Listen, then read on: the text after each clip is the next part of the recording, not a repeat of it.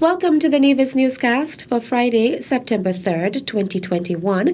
I am Bronte Swanston Hendrickson.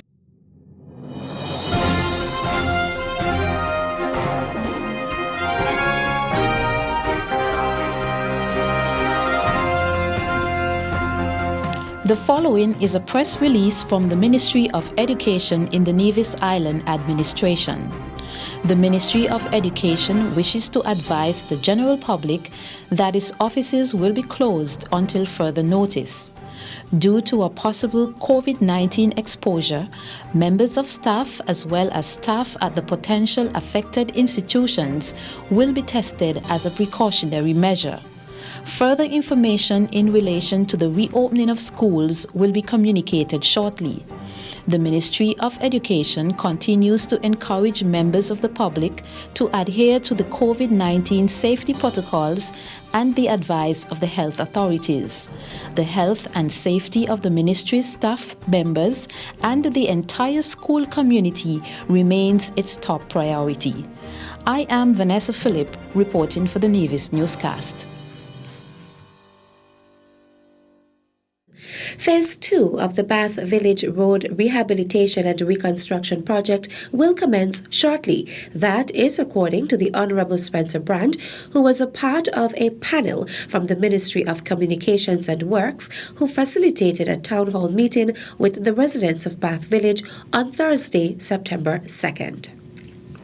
Phase 2 will commence very shortly.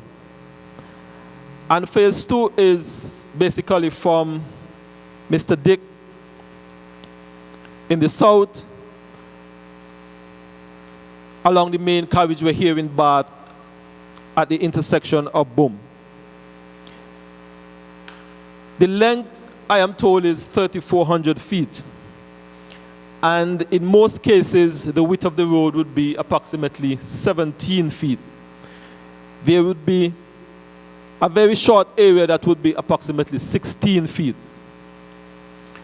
And we feel that a width of 17 feet is comparable to even the Island Main Road. So we are ensuring that Bath Village would have wide enough roads that would be comparable to anywhere on the island of Nevis. The cost, I am told, is somewhere in the region of approximately $2 million.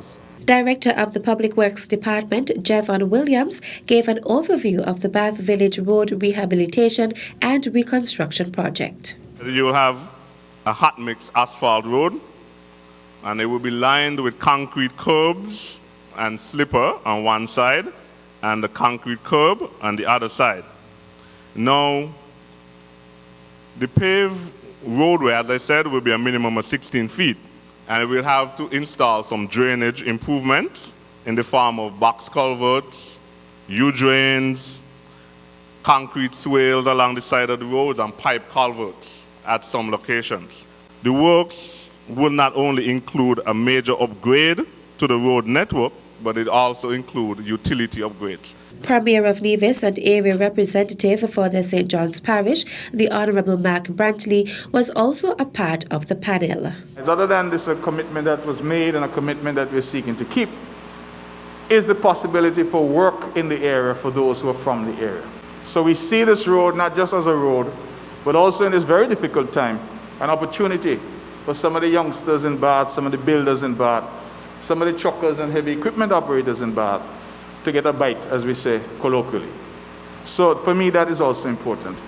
I just want to encourage, as the minister did, the people of Bath to be patient with us.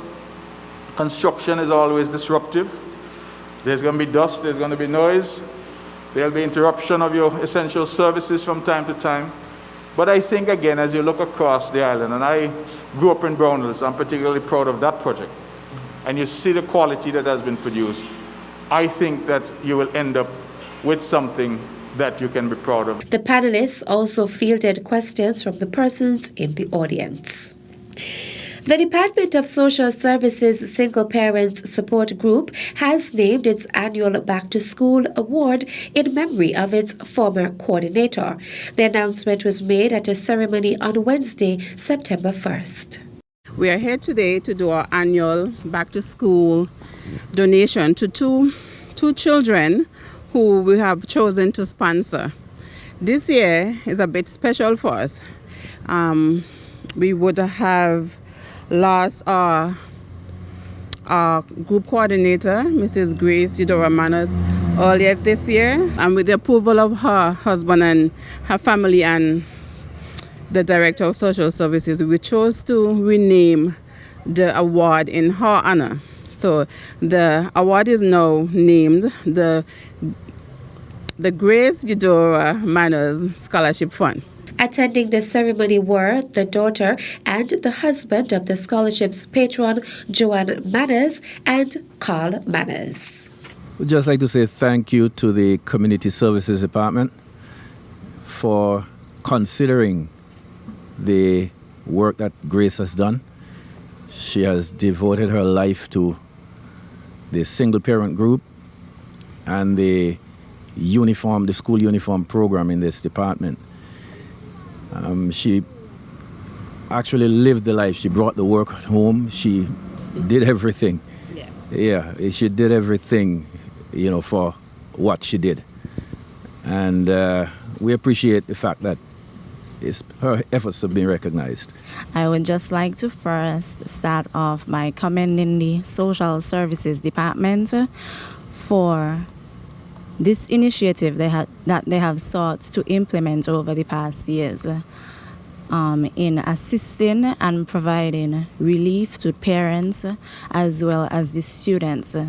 And as a family, we are humbled and we are also comforted by the fact that you would have thought it fit to rename this program after my mom. As a family, we are indeed truly blessed and thankful. She also expressed the family's appreciation to Director of the Department of Social Services, Sandra Maynard. She would have taught Mommy English, and she would have made a call asking her if she was working. Now, being a teacher, she would have realized her characteristics. She would have realized what type of person she was and thought that she was fit for the job. And she did accept, and thus she had done her work and was proud of her work for the past 10 years. So I would like to thank the director, the staff, as well as the entire Department of Social Services. Meantime, on Wednesday, September 1st, students Cassian Keynes and Tivern Herbert became the first beneficiaries of the Grace Eudora Manners Scholarship Fund.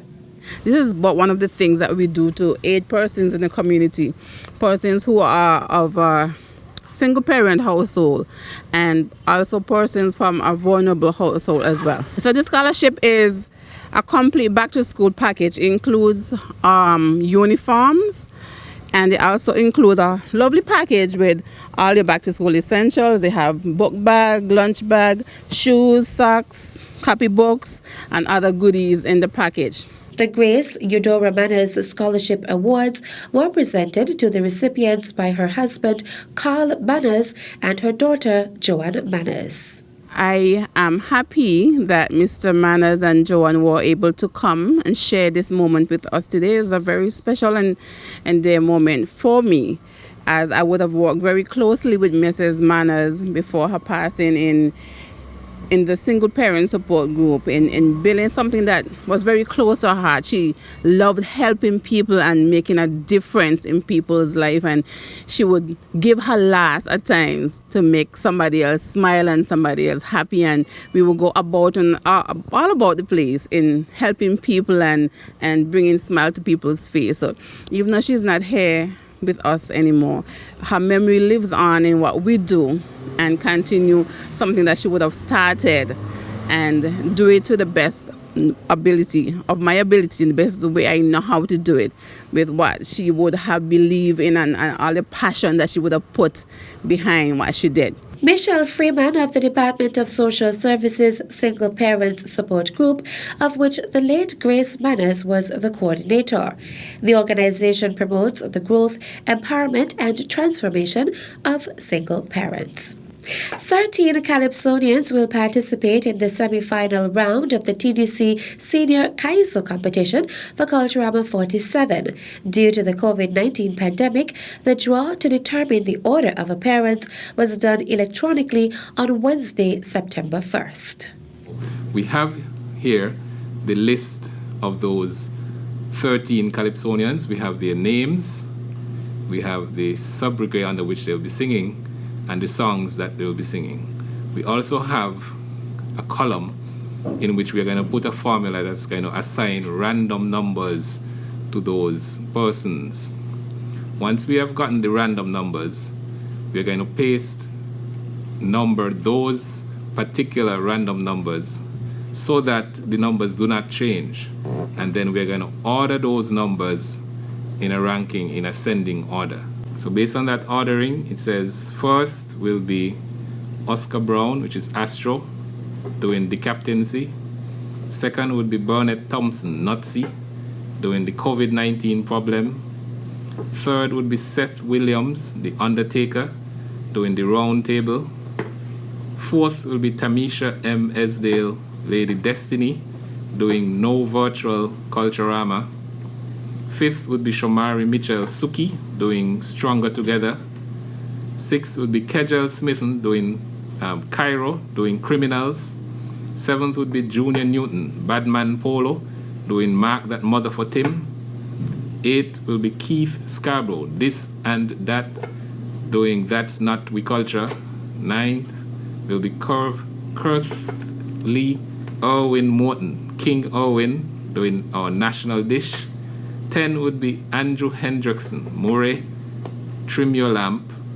11th would be Akido Nisbet, Kido, doing a little bit. 12th would be Tyrone O'Flaherty, doing Bahawla the Meek, doing D Money Stay. And 13 would be Edison Paris, Enforcer, doing Leadership Matters. Warren Movin is the chair of the Calypso Subcommittee. Witnessing Wednesday's draw were Seth Williams, also known as The Undertaker, who represented the Calypsonians, and Ernie France, General Manager of TDC Nevis. We have again this year committed to sponsorship of the Senior Calypso competition. We see it as part of our role as a good corporate citizen. The preservation of our culture, preservation of this very important art form. And so we have always been delighted to associate ourselves with this show. Thanks again for the opportunity to be associated with this show. And we, as we have done before for many years, commit our sponsorship, and as we intend to continue to do over the next couple of years. The semi-final round of the TDC Senior Calypso Competition will take place at 8 p.m. on Sunday, September 5th at the David Freeman Center of Excellence. Persons can view the show via Nevis Culturama Festival Facebook page and YouTube channel and Nevis Television Facebook page. And that's it for this edition of the Nevis Newscast. On behalf of all of us here at the Department of Information, I am Bronte Swanston Hendrickson. Thank you for viewing.